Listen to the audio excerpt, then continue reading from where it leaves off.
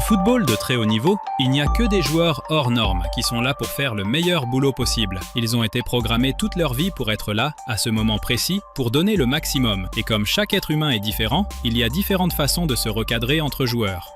Dans ce milieu, les coups de pression entre eux sont parfois plus violents que ceux des entraîneurs. Si un joueur ne respecte pas le plan de jeu ou s'il traîne un peu les pieds, c'est très probable qu'un autre joueur, à un autre poste, soit en surcharge et doive courir pour deux. Et ça, parfois, ça crée des embrouilles et des disputes très musclées entre coéquipiers qui peuvent fracturer un vestiaire ou bien aider l'équipe à rester dans le droit chemin pour aller chercher une victoire capitale. Mais ce qui est sûr, c'est que ça va générer d'énormes répercussions sur le dos des personnes impliquées pendant un bon moment. On est une équipe ici, mais si tu ne t'abonnes pas maintenant, je vais te cramer publiquement pour que tout le monde voit comment tu lâches tes coéquipiers. Aujourd'hui, on va revenir sur 3 embrouilles emblématiques qui ont marqué l'histoire du foot. On va commencer doucement. En mars 2025, l'AC Milan jouait contre le Napoli avec 2 joueurs qui étaient mis au placard dans leur club d'origine, Manchester City et Chelsea. Milan alignait Kyle Walker et Joao Félix dans son 11 de départ. À la mi-temps de ce match, Naples menait 2-0. Et dans le tunnel des vestiaires, Walker a été cramé en train de recadrer le joueur portugais, soi-disant parce qu'il ne lâchait pas le ballon. En lisant sur ses lèvres, on peut voir Walker dire « Lâche la balle mon gars, personne n'est Messi ici ». Toi qui es fan de Guardiola, imagine combien de fois il n'a pas dû répéter ça à ses joueurs de Manchester City. À force de l'entendre, Walker n'a pas pu se retenir et a dû paraphraser Guardiola pendant que Joao Félix jouait perso et plombait l'équipe en attaque. Milan, qui perdait 2-0 à ce moment-là, avait besoin d'un électrochoc pour réagir et tenter d'arracher le nul. Joao Félix revient pour la seconde période, mais sort du terrain à la 55e minute pour laisser sa place à Chukwueze. Au final, les Rossoneri ont réussi à réduire la casse avec Santiago Jiménez, mais n'ont pas pu éviter la défaite. Milan a fini par perdre 2-1. Juste après cet incident, qui a eu un écho gigantesque dans toute l'Italie, Joao Félix et Kyle Walker sont retournés dans leurs clubs respectifs et Milan n'a pas levé l'option d'achat, en grande partie à cause de cet épisode qui est très mal passé en Italie. 2 recrues qui cherchent la confrontation au risque de fracturer le vestiaire. Et ce n'est même pas le début de ce qu'on va voir dans cette vidéo, il y a des dossiers beaucoup plus lourds, un coup de couteau dans le dos que beaucoup considèrent comme intentionnel et prémédité par ni plus ni moins qu'un joueur déjà considéré comme le meilleur du monde. Reste jusqu'à la fin et lâche le like. Quelques mois plus tard, Walker a expliqué qu'il n'avait pas dit ça pour cramer Joao Félix à cause d'un mauvais match, mais pour qu'il fasse confiance au circuit de passe de Milan et arrête d'improviser, pour qu'il fasse ce qu'il a bossé à l'entraînement. Lors d'un match de la 33e journée de Premier League entre Tottenham et Everton, les Spurs luttaient avec acharnement pour une place européenne. Sortant d'une spirale négative, Tottenham était 10e au classement à ce moment-là. Autrement dit, chaque point comptait pour accrocher la 5e place, qualificative pour la Ligue Europa, qui était alors occupée par Manchester United. Lors de ce match, Tottenham a réussi à ouvrir le score contre Everton en première mi-temps sur un but contre son camp de Keane, mais souffrait énormément.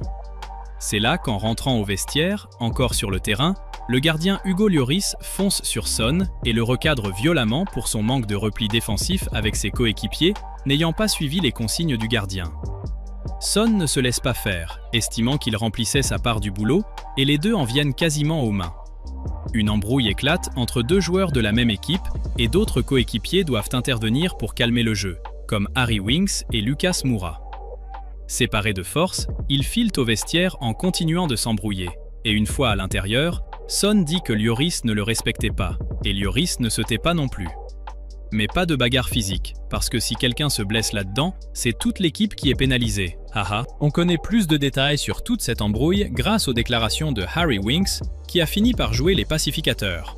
Après cet épisode, il a commenté, je cite, « Hugo disait quelque chose sur le fait de fermer l'entrée de la surface et que c'était important de ne pas rentrer à la mi-temps sur un match nul, ça aurait pu changer la physionomie du match. » C'était une remarque valable et que Son a d'ailleurs écouté. Et ensuite, il a dit que les deux s'étaient expliqués, que c'étaient des hommes adultes avec assez de maturité pour gérer la situation, et il a finalement vu ce recadrage d'un bon œil, car l'émotion dans une équipe n'est jamais une mauvaise chose et peut se transformer en force. Au bout du compte, Tottenham a réussi à gagner le match 1-0, est monté à 48 points et pointait alors à la 8e place, dans le viseur de Manchester United qui était 5e. Mais ce qui a fait les gros titres, c'est l'embrouille entre coéquipiers. Pour José Mourinho, ce qui s'est passé entre les joueurs était tout simplement magnifique, je cite. C'est une situation à la fin de la première mi-temps où un garçon fantastique que tout le monde apprécie, comme Son, a eu une action où il aurait pu donner plus et faire plus d'efforts qu'il ne l'a fait.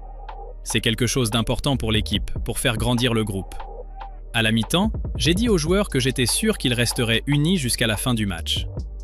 Bon, imagine un peu, Mourinho qui doit séparer des embrouilles, c'est peut-être un signe de la fin des temps. Et la fin de la chaîne aussi, vu que tu refuses catégoriquement de t'abonner, lâche au moins un like alors. Sinon je vais appeler Hugo Lloris pour t'apprendre comment on aide l'équipe. Bien plus tard, le destin s'est chargé de réunir notre duo adoré, cette fois au Los Angeles FC aux États-Unis. Réconciliés, Son et Hugo Lloris sont de nouveau coéquipiers. Regardez la première fois qu'ils se sont croisés à LA. Tu sais, quand un joueur ou un coach prend la parole à la mi-temps alors que l'équipe perd, que l'équipe revient surmotivée pour la seconde période pour arracher la remontada, et que ça marche, rendant la réaction historique? Il y a des tas d'exemples de ça. Si tu veux une vidéo dédiée à ce sujet, alors commente, lâche ton like, je te la prépare, mais seulement si tu le veux. C'est maintenant le moment que tout le monde attendait. On va parler de cette affaire devenue emblématique. Une grande partie de son retentissement à l'époque vient du fait qu'il s'agit du plus grand club du monde en termes de supporters, pour certains du moins. Parce que pour moi, le plus grand club du monde s'appelle Liverpool. Mais cette affaire devient unique non pas pour le moment en soi, mais pour ce qui a suivi.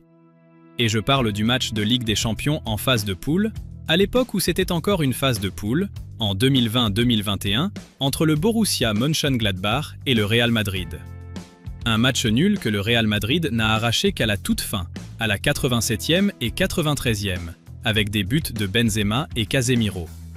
Le Real Madrid rentrait au vestiaire à la mi-temps mené 1-0, et Vinicius Junior était titulaire. Mais il n'était pas encore ce joueur extraordinaire qu'on voit aujourd'hui, qui a plié 2 finales de LDC et qui a déjà été considéré comme le meilleur joueur du monde par la FIFA. Très loin de ses prestations actuelles, qui sont souvent impeccables, Vinicius Junior tentait à ce moment-là de s'imposer. Il était dans une phase d'adaptation, essayant de comprendre comment fonctionnait l'équipe du Real Madrid et comment adapter ses qualités pour bonifier les actions et s'intégrer harmonieusement. Cependant, comme il faisait beaucoup d'erreurs, les supporters étaient très en colère contre lui, générant même des rumeurs de transfert, Florentino Pérez devant monter au créneau pour dire qu'il était intransférable, car la pression sur ses épaules était énorme. À la mi-temps, Vinicius Junior était en train de réaliser l'un de ses pires matchs, c'est vrai, il n'arrivait à rien créer. Il a été, sans aucun doute, l'un des pires joueurs de ce match. Et là, à la mi-temps, Benzema, en discutant avec Ferland Mendy à côté de Thibaut Courtois, parle en français pour qu'ils soient les seuls à comprendre, car Vinicius Junior était tout prêt, mais ne comprenait pas le français. Il fait n'importe quoi. Frère, joue pas avec lui, sur la vie de ma mère. Il joue contre nous.